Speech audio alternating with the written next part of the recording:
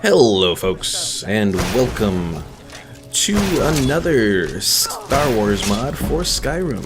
So this one is Blast Them. It's a mod dedicated towards creating several different weapons and a couple different armors to enhance your Star Wars experience in the land of Skyrim. Particularly, it creates blaster bows, which are capable of delivering various bolts against enemies.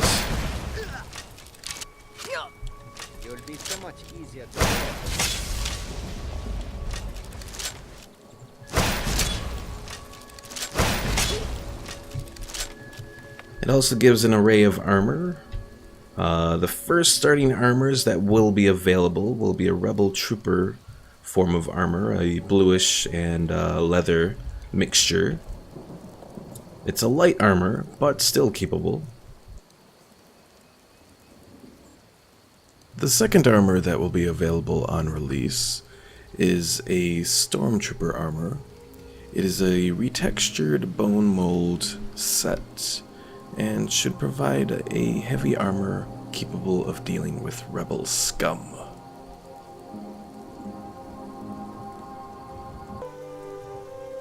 Now, when it comes to the blasters, specifically the blaster bow, there are 4 different types. So there's the regular blaster, which does 10 fire damage.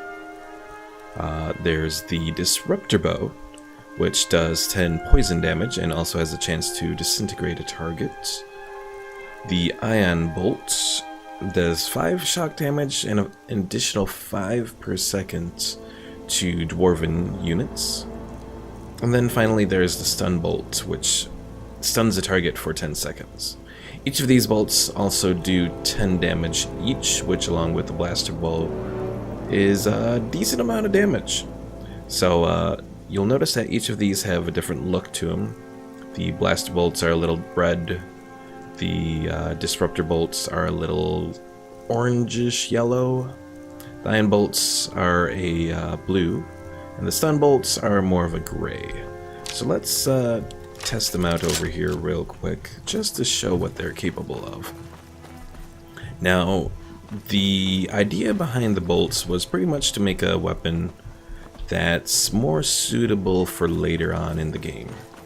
So, obviously, when you are facing enemies that are lower levels, they're pretty much going to one-shot them. So that is why obtaining these weapons is actually going to be something that you have to like craft out or find the couple available vendors that'll be able to sell these weapons. The vendors may not be initially available on release of the mod, but they should be available pretty soon afterwards. Do we have someone around here? No, I don't know where the hunter is. That should be around there. Alright, I might have to spawn some enemies here. Let's do that real quick. So we'll go up and we'll spawn. Let's spawn player.place at me 9A54A, a bandit outlaw. Now ain't this a surprise? So you'll notice that one hit did a decent amount of damage to him.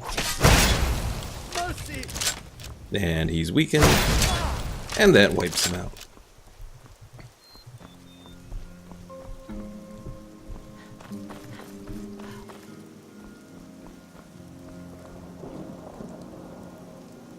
Now let's see if we can use this against the mage. So let's because against a ranged enemy, we'll probably get a better visible view of it. So let's do this against just a apprentice ice mage. Never should have come.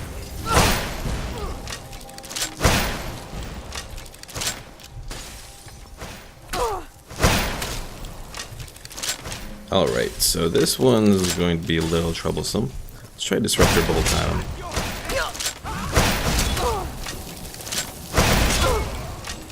And disintegrated him. Nice. The effects aren't always the best, so sometimes where the effects you would think would work properly don't always work, so still trying to figure out what all goes with that. So enemies won't always be taken out immediately, or they won't disintegrate immediately. So alright, so let's try out a stun bolt there.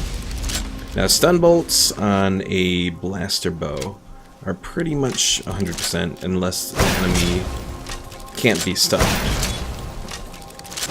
The staves are a little bit less effective. Also, let's switch over to a iron bolt, and let's try it out against dwarven. Try it out against a dwarven sphere.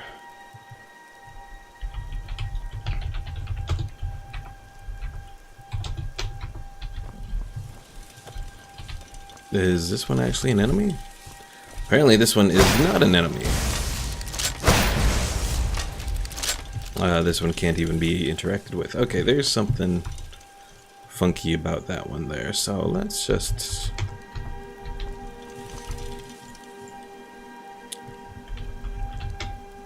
Oh, I can't remember. Is it a remove command? Nope.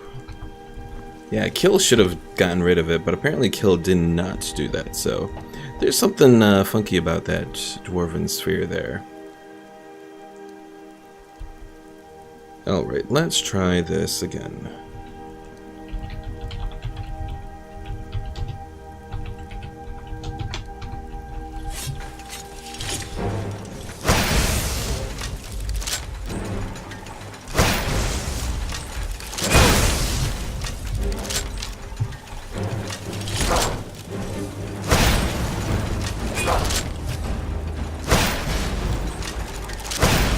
This dwarven sphere definitely gives you a run for your money here.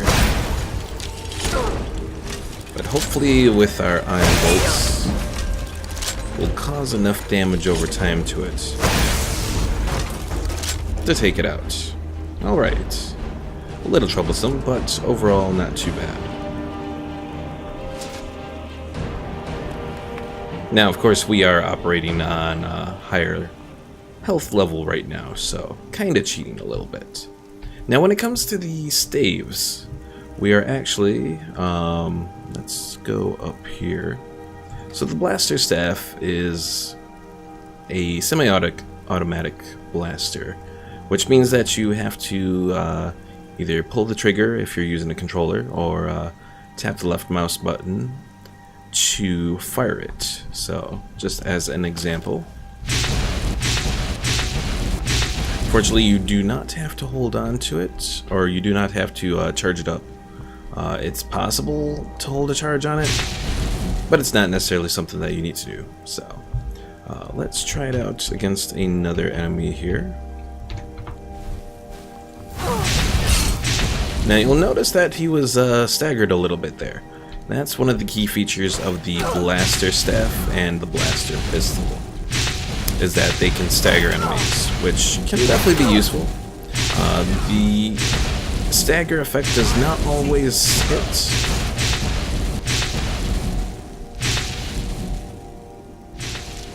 Also, that icicle in my face looked quite painful. Now, the pistol version is just a smaller version. It does... Oh, I actually have to change the description here, because even though it's semi-automatic, it actually has to be charged up.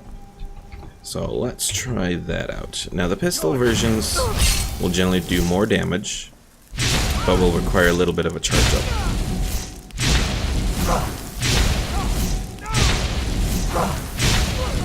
And generally, if they produce an effect, the effect will be more pronounced.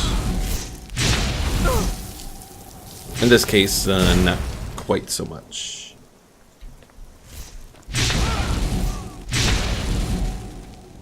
But we still took him out. So let's try it against a bandit instead. Now end this as a surprise. Well, as you can see, we took out that bandit relatively quickly, so... Remember, the general purpose here is for weapons and staves to be sort of the higher end of the available weapons. So, always keep that in mind when using them, that they may be a little bit overpowered if you first start out and are able to acquire one. But later on down the road, and especially once you up difficulty levels, they won't be as powerful.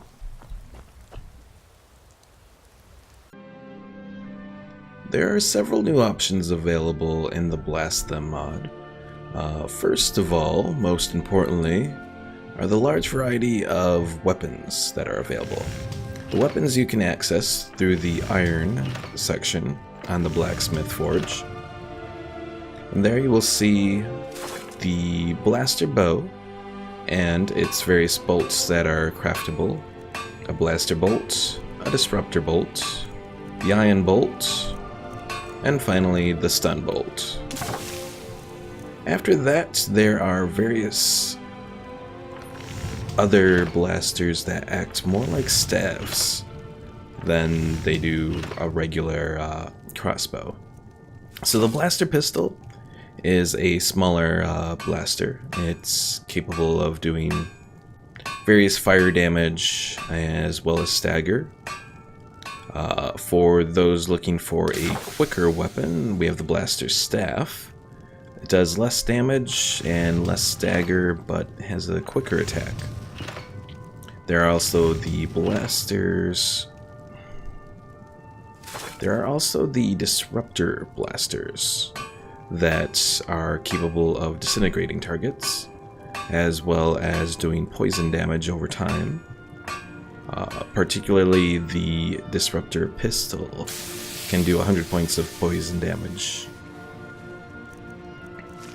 When it comes to the ion blasters, they do their damage against dwarven or droid units. So the ion blaster staff starts with 30 shock damage and does an additional 20, whereas the ion pistol does 50 shock damage with an extra 25.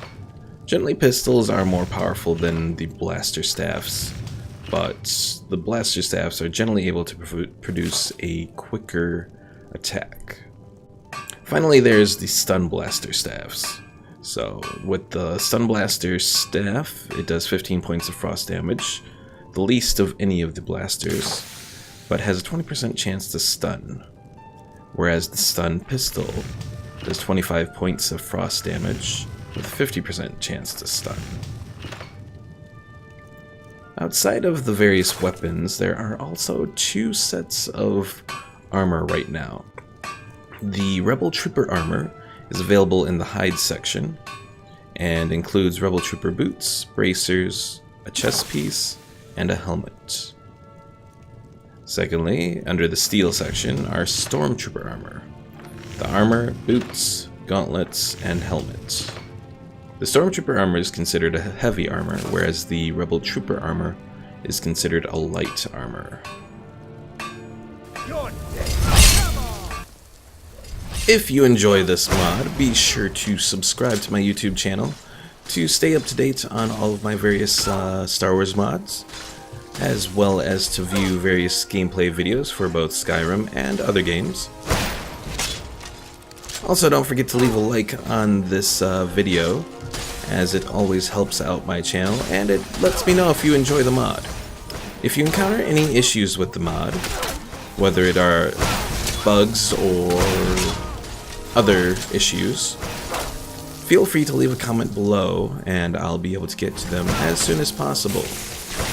Remember, it's much easier to get a hold of me on the YouTube channel than it is to get a hold of me on Bethesda.net. Alright folks, hope you enjoy the mod, and see you later.